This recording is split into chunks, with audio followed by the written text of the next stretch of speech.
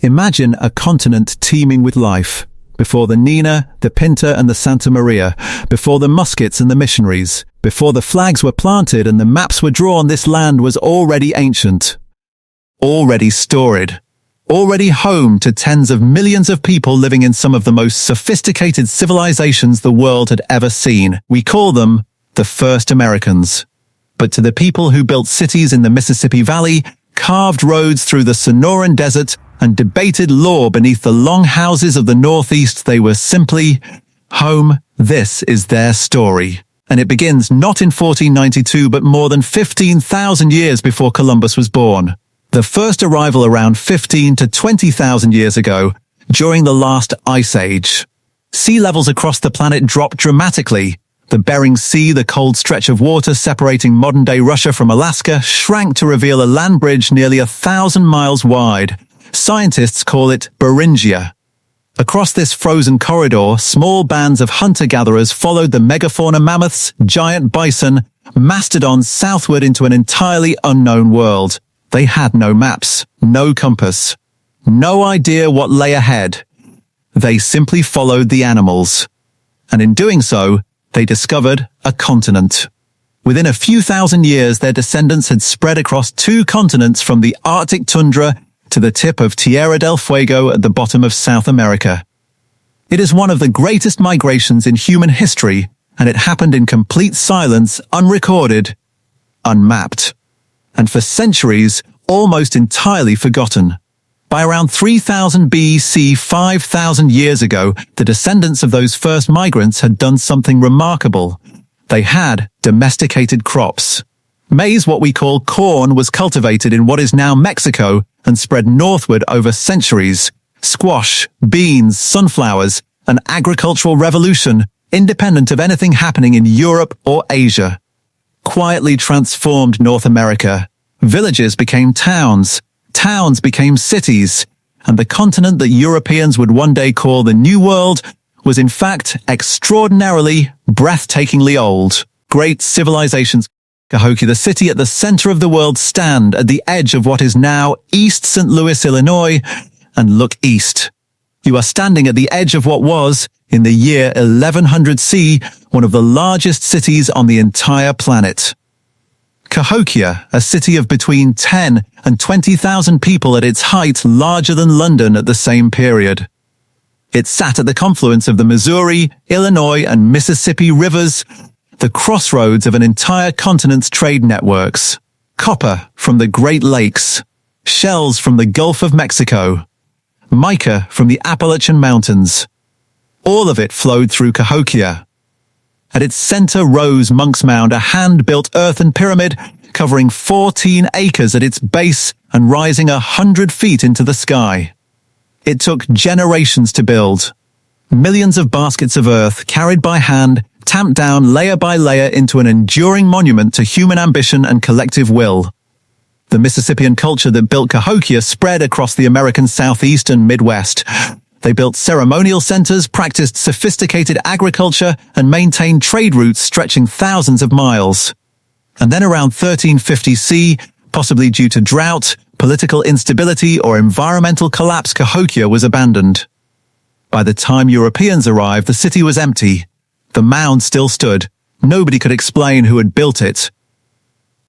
The ancestral Puebloans, 1,000 miles to the southwest, in the high desert of what is now New Mexico and Colorado, another civilization was reaching its peak. The ancestral Puebloans, once called, incorrectly, the Anasazi, were master architects and engineers.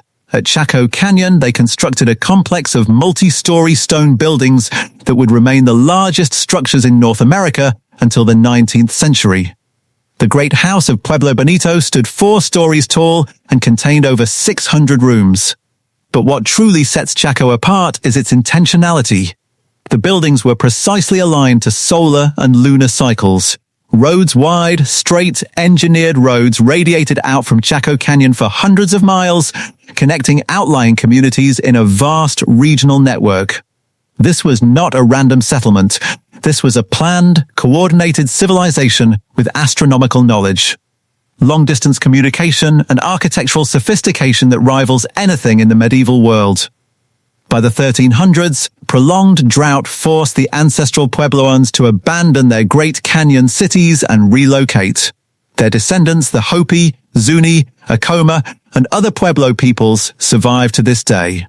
The Haudenosaunee move now to the forests of the northeast to the land of the Haudenosaunee, the people of the Longhouse.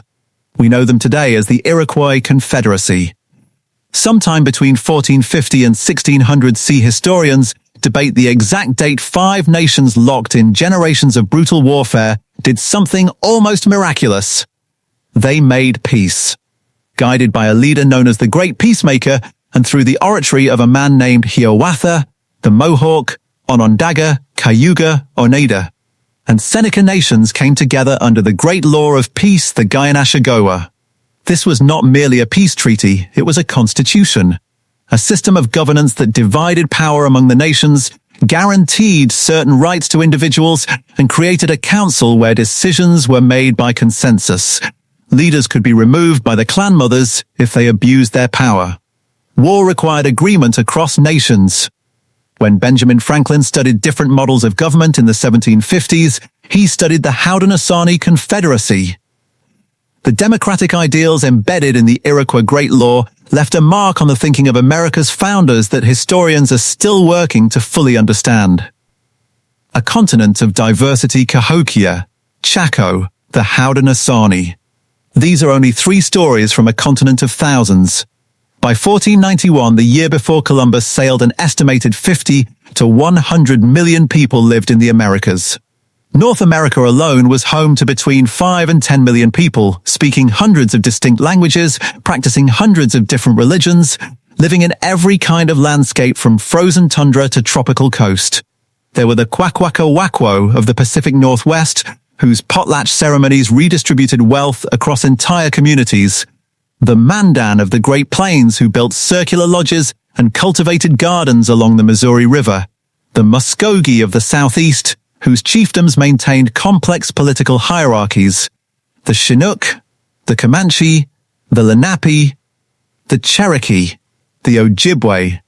This was not a wilderness waiting to be discovered. It was a world already full of history, of culture, of civilization, of stories going back further than any European nation could claim. The world Columbus never knew the myth of the empty continent for centuries. The history of America was taught as a story that began in 1492. The continent before Columbus was described as a wilderness of vast, untamed emptiness, sparsely populated by people living in a kind of eternal prehistory, untouched by time. That story was wrong. And it was not accidentally wrong. The myth of the empty continent served a purpose. It made colonization easier to justify. If the land was empty, or nearly so, then taking it was not theft, it was simply settlement. If the people were primitive, then displacing them was not cruelty, it was progress. But the land was not empty. The people were not primitive. And the history that was written over deliberately, systematically, is one of the most consequential erasures in human memory. What was lost and what remains after 1492, everything changed. European diseases, smallpox, measles, influenza swept through indigenous populations that had no immunity. In some regions, 90% of the population died within a century of first contact. Cities that had stood for generations were emptied. Languages disappeared. Entire ways of knowing the world were lost. The scale of this catastrophe is almost impossible to comprehend. Scholars estimate that the indigenous population of the Americas fell from perhaps 100 million people in 1491 to fewer than 10 million by 1600. It was the greatest demographic collapse in recorded history. And yet here is what matters: it was not complete. The Haudenosaunee are still here. The Pueblo peoples are still here. The Cherokee, the Ojibwe, the Lakota, the Navajo, the hundreds of nations that survived centuries of colonization, forced removal, and cultural suppression, they are still here, still speaking their languages, still practicing their traditions, still telling their stories. The first Americans did not disappear into history. They are history living, breathing, continuing. Before there was an America, there was this land. And on this land, for thousands of years, there were people building, dreaming, governing, trading, warring, and making peace. Their story is the first chapter of American history, and it is one that, for too long, we have not told. This is American Archive, and we're just getting started.